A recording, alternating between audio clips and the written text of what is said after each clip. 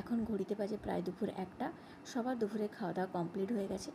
বাজার থেকে ডাবটা একটু কেটেই এনেছিল, আর একটু ছুরি দিয়ে ভালো করে কেটে নিচ্ছি মুখটা, যাতে জলটা বেরোতে সুবিধা হয়। দেখো জলটা এই যে বেরোচ্ছে। হয় গ্লাসটা আমার আর ভর্তি হলো না। যাই হোক, গ্লাসটা বড়মশাইকে দিয়ে দিই, বড়মশাই খেয়ে ডিউটি যাবে। তারপর এই যে দেখো আরেকজন কীরকম কবিতা বলছে বসে বসে।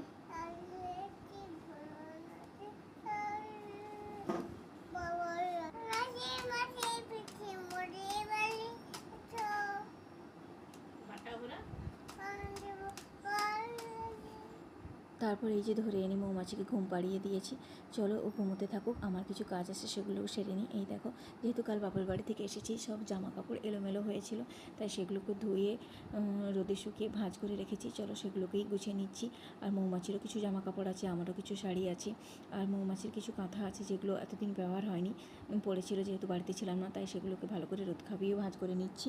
তারপর আলমারিতে মৌমাছি জামা কাপড়ও পরে দেবো। চলো ভিডিওটা এখানেই শেষ করলাম, টাটা।